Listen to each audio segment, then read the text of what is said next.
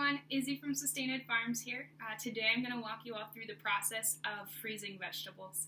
If you're anything like me, when you've been to the grocery store lately, you've noticed that a lot of the frozen food section, the stuff that lasts for a long time, is kind of sold out. But there's been a whole bunch of produce available. And so an easy way to make sure that we're eating vegetables right now is to get the fresh produce and then freeze it ourselves. We're going to go through two methods. So the first one is just the chop and freeze, which is great for anything that we're going to use within 6 months. The second method is to blanch it, and that's what we want to do when we expect to use it within the year. And the reason there are two different methods is because your vegetables have enzymes in them that break down the nutrients over time, and so freezing them slows down that process, which is why they last longer in the freezer or the fridge. But it doesn't stop it forever. And by blanching it or boiling it real quick and then dipping it into ice cold water, we can slow down that process and break apart those enzymes so that the nutrients stay in there for longer, which is what we want. So what you need are the vegetables you're going to save and freeze. So today we're going to do some peppers and some spinach. You also need, for the chop method, you need a knife and a cutting board. For the blanching method, you need an ice bath, so I'm going to add water to this later, but I don't want all the ice to melt yet. You need a pot full of water, which we're going to bring to a boil. And then you also need a muffin tin, which seems kind of weird, but we're going to use that to make sure that after we blanch, it doesn't just all get in one big blob. And a strainer, which I don't have out yet, but you need a strainer. For the freeze and chop method, it's pretty straightforward. All we do is chop the pepper or whatever vegetable we want to freeze into the size that we want. So I like to use, for peppers, these kind of squares because I like to put them into stir fries, but if you're making something like fajitas, you might cut them into strips. What I do is I just chop off the bottom of the pepper first. I save this because all of this is really good and I can cut that up later. I then do like a little circle around the top and then a slit down the side so I can just open it up and reveal this whole thing. And then you'll remember from some of our other videos, this is really great to save because all of these seeds we can dry out and grow later in the season. So then what I'm going to do is I'm just going to clean up this inside. So I want to cut all this pith off because that can be a little bit bitter. So all I do there is I want to have the knife going away from me, and I just pull that off. I'm going to throw this into my compost and then chop into little squares, which is super easy. And then they're ready to go on the tin with the rest of the orange ones as well. I'm going to toss them in here, and I'm going to fill it to pretty much the whole way. And this is also a good way to kind of measure how much is in each one. So I know that each little muffin here is 1 cup. So when a recipe calls for 1 cup of peppers, I've already got it measured out. And that's it. So then I'm going to throw this into the freezer for 3 hours and watch it go. But I'm going to save this and not put it in quite yet because I want to add the spinach here as well.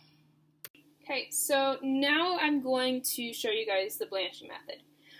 So this just requires a pot of boiling water, and remember you can tell that it's boiling when you see the steam, and you also have bubbles coming to the surface. I have my spinach that I'm going to blanch, and I have my ice water, and it's full of ice right now. Then I also have these tongs and a backup ice pack in case all my ice melts. So what I'm going to do is I'm going to put this spinach into the boiling water for about 2 minutes. And remember, the purpose of that is just to break down the enzymes so that they don't break down the nutrients. And after 2 minutes is up, I'm going to transfer it right into the water. So I've got a good boil on. I'm going to lower this heat just a little bit. And then I just dump this in. So we don't want to cook it all the way. Just cook it just enough to break all that down. And as you might be able to tell, I did do a quick rough chop of this spinach, so it's not a full leaf, it's just kind of little partial leaf. So I want all of this to boil, and you'll also notice that spinach kind of reduces really quick, meaning that it gets much, much smaller. So yeah, We're just going to let that go for 2 minutes and then transfer it on over. It's been about 1.5 minutes actually, but I can tell this is looking done because you can see that it's looking a little darker green. Ooh, that's hot. So I'm just going to dip it right here into my hot water bath. And one thing you want to make sure, don't pour the boiling water into the hot water bath because that's going to melt all the ice. You want to do a transfer. And the point of the ice bath is to stop the cooking.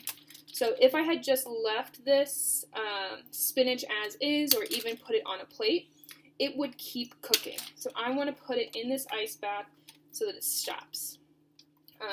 What's also nice about this is I can reserve this water that the spinach was boiling in, and I can use that for another purpose. I can either use it to water my indoor plants, outdoor plants. I could also use this as a base of a vegetable stock. Any of those options will really work. You just need to let it cool a little bit if you're going to use it to water your plants. You don't want to burn them. So now I've got my spinach here in the ice bath.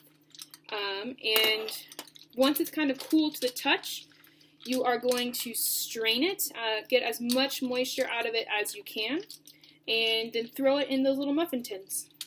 Okay, so now I'm ready to strain all that water from my spinach. So what I have is just my colander here, and then I also actually have this little tin, or little bin. You can also use a bowl. I like to catch the water from the spinach, once again to use that for other reasons, for my garden, for cooking, other stuff like that, just so it doesn't just go down the drain, because it's useful stuff.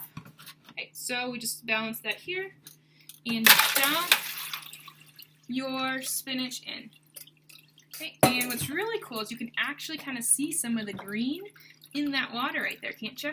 Okay, so now, if you're doing this with me, you'll notice that the ice, obviously is still here because it doesn't go through those little slots, but you also have all this, super wet spinach. You're going to wring this out just like a cloth, because you want this, it doesn't need to be super dry, but the more water you wring out of it, the less ice crystals that'll form in the freezer. And that's really just to make sure that when you're defrosting this, it'll come out in smaller clumps. It will also not introduce more water than you want to any recipe. So I am just going to squeeze this with my hands like it's a washcloth. Okay, and that gets out a whole bunch of the water, and then I'm just going to separate it a little bit and just lightly put it in my muffin tin. And so once again, that's a really great way to make sure that we're measuring our veggies as well, so that any recipe we use, everything's already measured out for us, which honestly, when I'm cooking, is a big bonus. So isn't that kind of cool? And then we just lightly separate it and put it in our muffin tin.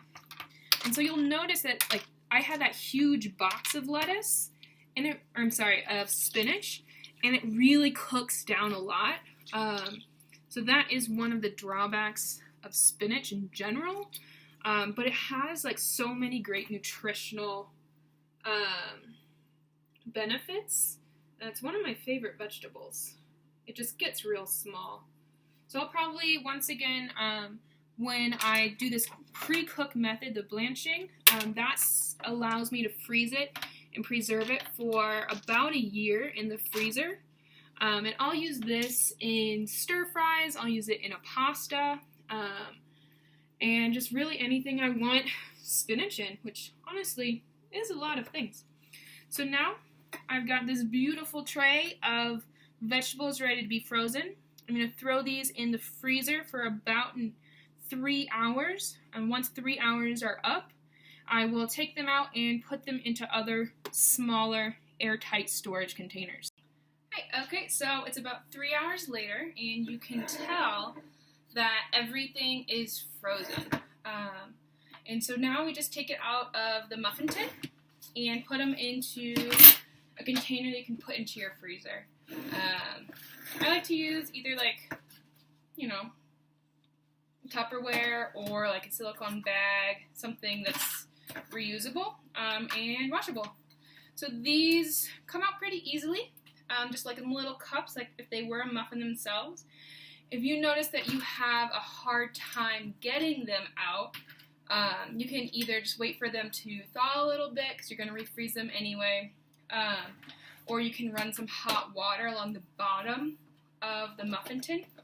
You can also line the muffin tins with an oil, like olive oil or another kind of mild oil, to make them pop out easier.